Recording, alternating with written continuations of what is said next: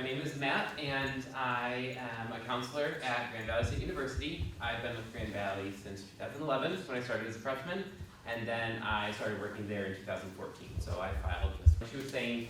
And then there'll be time at the end if you have any general questions that may be beneficial to the group to certainly ask, and then I'll be around even after that if you have more of an individual or personal question that you wanted to talk through, certainly we'll do that. You're going to see some lovely pictures from Grand Valley, but just keep in mind that the information tonight is not exclusive to Grand Valley. I may use Grand Valley as a couple of examples, but this information really is going to be general and across the board, no matter what school you or your student is looking at. So we're going to go over what the FAFSA is, different types of financial aid that you may be working with through this process, important dates, and then time for questions and answers, hopefully, at the end. So paying for college really is a partnership, and that kind of can mean a lot of different things, right? The funding, the sources of aid can come from a lot of different places, but it's also how the process happens. All of these different entities are playing a role, right? You and the student, you're filling out the FAFSA, you're doing some of that initial work. But then it's the schools that are helping you through that process. They're awarding that aid. They're helping you accept that aid. So just keep in mind that there are a lot of moving parts and there are a lot of resources that you can use to help you through this process. It's a form that becomes available every October 1st. So just a couple of weeks ago, the new form for next year did become available, and you could start filling it out on October 1st if you wanted. It's a form that is filled out every year. So you're filling it out now for the freshman year, and then right when freshman year starts, you could potentially be filing it again for the sophomore year. So just keep in mind that it is a yearly form, but it does become easier every year that you file it because some of the information carries over, and you just become more familiarized with that process. What it does is it takes that information that you put in, and it runs it through a calculation that's been determined by the Department of Education, and it comes up with a number called the expected family contribution, or the EFC. And then the schools use that along with the cost of attendance, which we'll get into what that is in just a minute, to figure out what aid you're eligible to receive.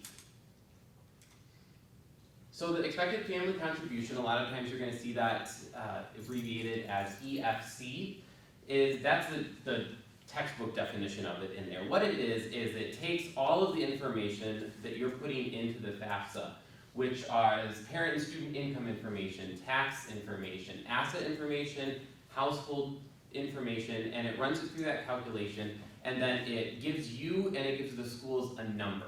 That number then is kind of a representation of all of those different factors that you're putting in, and then the schools use that number to award federal aid based off of federal regulations as determined by Congress and the Department of Education, and then also based off of their own institutional aid standards that they're awarding. So the other term is cost of attendance. Sometimes you'll see that abbreviated as COA. That is what an estimated year at that school is going to cost, all expenses included. So it's going to be those direct costs, so tuition, room and board if your student is staying on campus, but also some of those indirect costs. So books, transportation, miscellaneous expenses that they're going to need. The reason why students or schools come up with this number is, one, to give you a good estimate going in, because bills are not released when you're making decisions about what school you're going to attend. It gives you an estimate of what a year is going to cost. And then it also gives schools a better way to award aid when we factor in all of these things. Now, so then a term that you'll hear schools use a lot is need. And the way that we calculate need is we take that cost of attendance, that estimated yearly expense, and then we subtract the EFC number. And then that is a way that schools award need-based aid based off of that. And then there are certain criteria that if you demonstrate a certain amount of need, you might be eligible for X grant or X loan. So kind of as an example on that, we have three different situations here to show how need can look different depending on the school that you're attending. So in all of these situations, the EFC is the same, right? Because your information is going to be the same no matter what school you're attending. So at a community college where the cost of attendance is going to be relatively low, your need is actually 0. So maybe for that community college, you would not be eligible for any need-based aid at that college, so their institutional aid, because their expenses are lower. At a public institution, which has a cost of attendance of $24,000, you are going to demonstrate some need, even with that same EFC. And then at a private college, where the cost of attendance may be even more, they may be able to offer other need-based aid because of that. So it's just kind of to put that in perspective that the cost of attendance can sometimes determine what need-based aid you're receiving, and a lot of times that's going to be at the end. So filing the FAFSA is really that first step that you want to go through. So this is what the screen that you're going to be greeted with when you go to studentaid.gov/FAFSA. You can also just Google search FAFSA, and it's most likely going to be the first option up there. So, like I said, it's a form that you need to submit each year, and it can be filed beginning October 1 of the year prior. For the state of Michigan, so for state aid, there's a priority deadline of March 1, and then some schools are going to follow that for some of their aid as well. Now, that could be different from school to school, and if you're looking at out-of-state schools, that could also be different for any aid out of state as well. So while Michigan has that priority deadline, and a lot of schools do follow that same priority deadline in Michigan, you do want to make sure that you're looking at schools' websites to make sure that you are, or calling them or contacting them to make sure that you're aware of any deadlines that they may have individual to them. Before you actually can file the FAFSA, you do need to create an account with the Department of Education. It's basically the same as setting up any online account for any other website or service, social media. It's just for you to log in, and then you also use it to electronically sign the FAFSA. This is what that screen looks like when you go to create an FSA ID. So if you're new and you're creating it, you're going to start here and put in that information, continue, and it's going to take you on to create it. Once you get into the FAFSA, it really just takes you step by step. There's a worksheet in the folder that you had that kind of goes over some of the general questions and information that you're going to need in order to file the FAFSA. It's not a full FAFSA worksheet. You do still need to go online, and it's going to take you step by step. But that just gives you a good idea of what information you need. When you're in there, it's pretty user-friendly, and I would say every year it gets a little bit more user-friendly. It tells you what to put in, it gives you tips on the side, and then there is a tool where you can actually link your tax information right to the FAFSA, and it pulls it over from the IRS database. So if you can use that, that is the best option, just because they know that it's accurate then, because it's coming directly from the IRS. Once you get through all of that, you have to electronically sign it. Now when the student signs in with their FSA ID, they've already put in that information, so that's going to automatically be signed. It's then you as the parent putting in your FSA ID and selecting provide parent signature, putting that in, and then once you have that, you do need to make sure to click submit. Sometimes people get to the signature thing, they put their signatures in, they don't submit it, they call us a couple of weeks later and we don't have it, and that's why. So once you do that, it will take you to another page and give you that confirmation. And it's going to give you a confirmation number as well. And that's a picture of it. Congratulations, you filed. So after completing the application, there are a couple things that can happen. It is going to go to the Department of Education to be processed, because that's kind of where all of that information goes. On the FAFSA, you can put up to 10 schools that you want that information to then be sent to. So once they get that, they would send it to 10 schools or whatever schools you put in. It doesn't let you do more than 10 schools, so if your student has a lot of different options that they're considering, put their top 10, and should you ever need to change that, you can always log in, you would just remove one, maybe they're not considering it anymore, and add a new one. Or maybe they aren't considering 10, but along the lines they find another school that they want their information sent to because they've decided they want to consider it, you can add an additional one as long as you don't exceed that 10 at any time. And then just resubmit it and it will get sent out again. So once the financial aid offices receive that information, and they receive it about 72 hours, maybe that's a good estimate, after you file, they're going to do a couple different things with it. They're going to load it into their system, and they're either A, going to create a financial aid award for you and send it out, or they may follow up for additional information.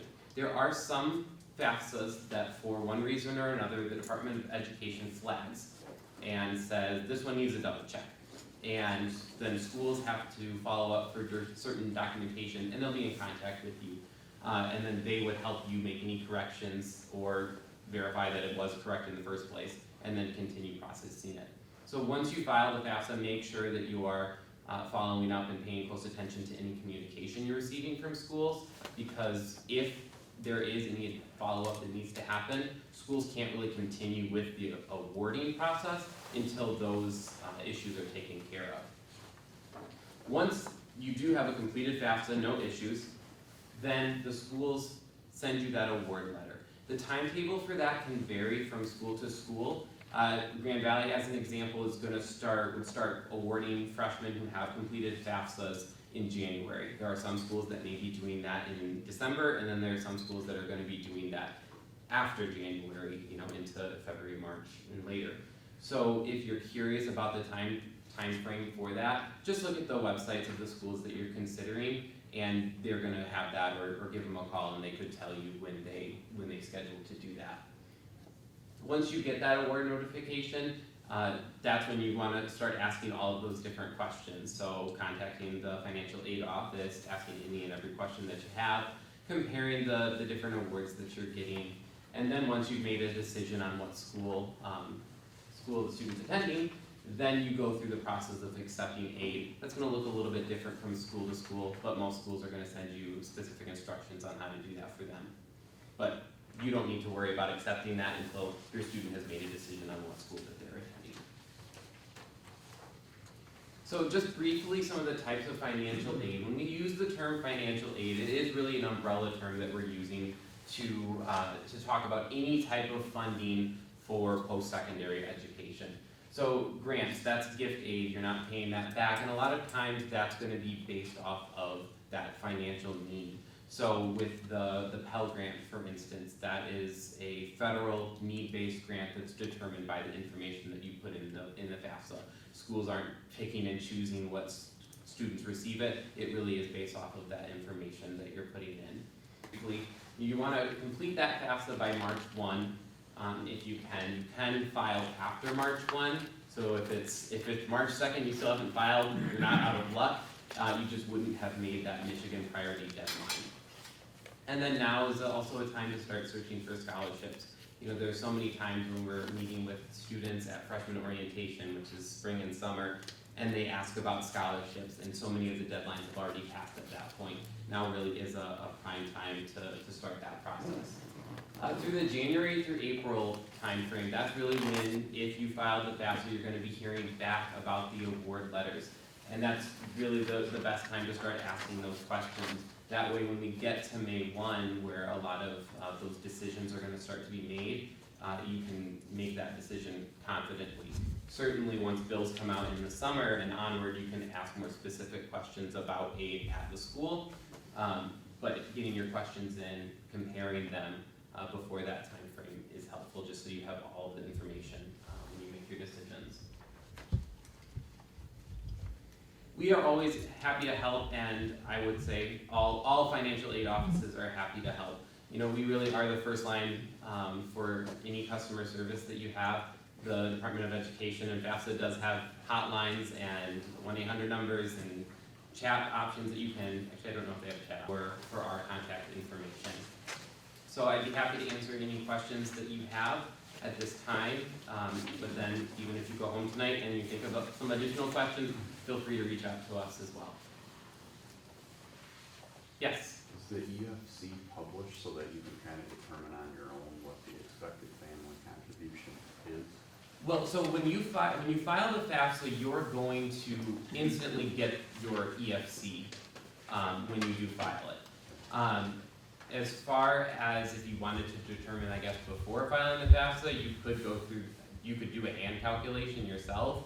At that point, I would just say file the FAFSA.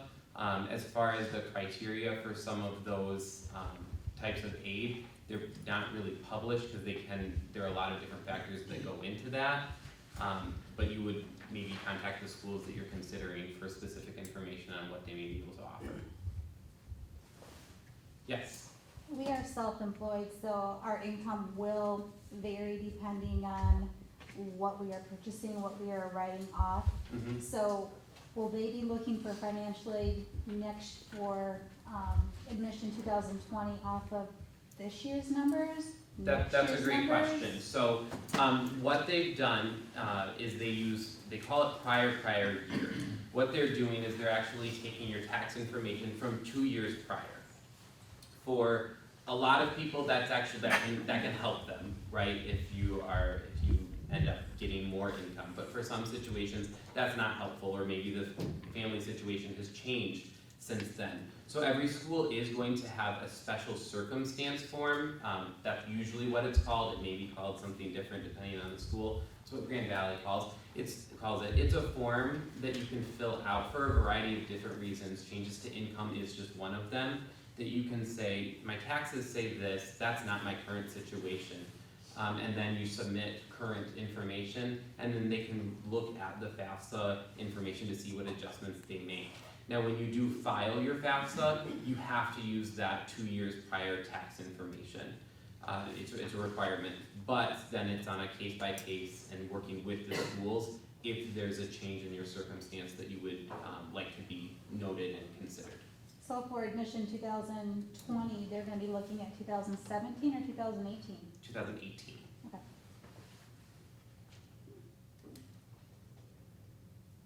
Other questions that I can help you with? So I've kind of started on the FAFSA. Is there do you get a number for your FAFSA ID? Because I haven't found any number that they specifically have given me. So the FAFSA, the FSA ID is a username and password. Okay. So you would be creating both of those. For the username, you can always plug in your email as well instead of using the actual username that you create. Okay. Once you file the FAFSA, it does give you like a transaction number that if you wanted to, and it will also email that to you or email it to your student. If you needed to ever, I guess, call the Department of Education and reference the number. But the FSA ID is a username and password. All right. Thank you.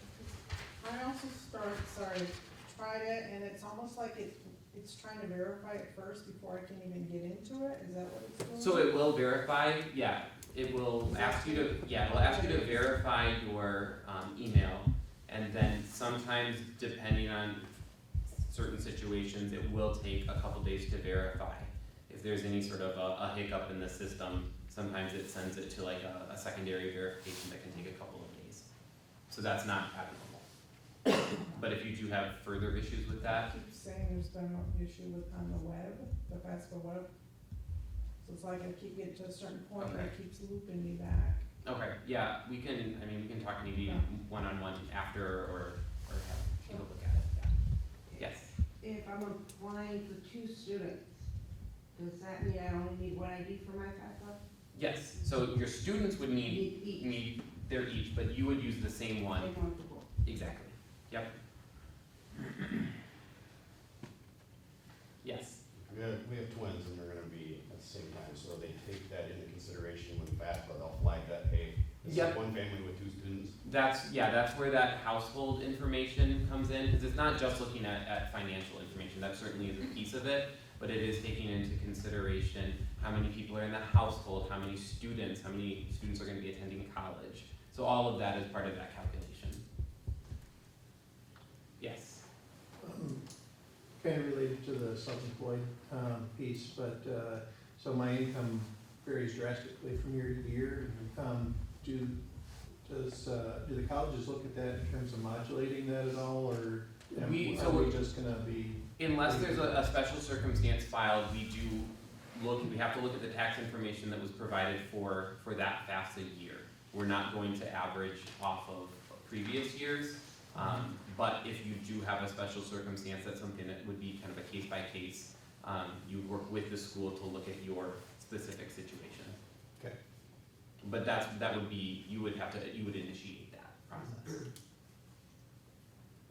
Yes? One common question we get deals with divorce situations. Can Yep. you explain how a student of divorced parents would file a FAFSA? Yes, so there's kind of a series of questions that they would have you ask to determine which parent should be included.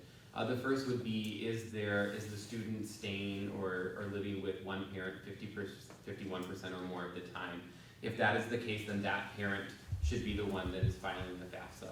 If it's 50-50, then they would ask who is providing 51% or more of support for that student. Then that parent would be included as the parent on the FAFSA. If that's 50-50, then it would just be up to you to decide which parent you use. And then on that topic, if a parent is remarried, it is looking at that entire household. So that parent, the biological parent and the step parent, they would both be included as parents on the FAFSA with the financial information, with the household information. Other questions? I'll ask one more. Yeah. Some people say, I've gotta fill the FAFSA out as close to October 1 as possible in order to maximize my aid. True or false? False. If you file it October 1 or February 28th, schools, we don't care about that. And I would say across the board, that's pretty standard, especially for federal aid. That March 1 deadline can play into Michigan state aid. So there are some things that if you don't meet whatever the priority deadline is for the school or for the state, that it could affect, but no, federal aid is not gonna be, and most institutional aid is not gonna be affected as long as you're in the time frame before that priority deadline. Yes? What's more preferable, a government loan or private sector loan? Is there a difference between the interest rate? There would be differences to the interest rate. So generally speaking, federal student loans are going to be your best option. Again, that's just generally speaking, because they have a lower interest rate, they have a complete deferment while the student is enrolled at least half-time, which would be 6 credits for undergraduate. And then depending on needs, some loans are subsidized, which means interest is not accruing now. Not all federal student loans are subsidized, but there is an option for some students. So with that in mind, those are generally the best. Now, when you get into other loan options, so there's a federal parent loan, that's gonna be, whether that's better than a private loan, that's really gonna be a case by case, depending on a family's circumstance and what they're either wanting to do or what they're able to get as far as an interest rate. With the federal loans, they are fixed interest rates, so everyone who's getting, depending on what type of loan you're using, every student that uses that loan for that year is getting the same interest rate. Whereas a private lender, you're gonna see a lot of variation depending on the applicant. So, depending on the situation, one may work better for a family, but I wouldn't really say good or bad, except for the federal student loans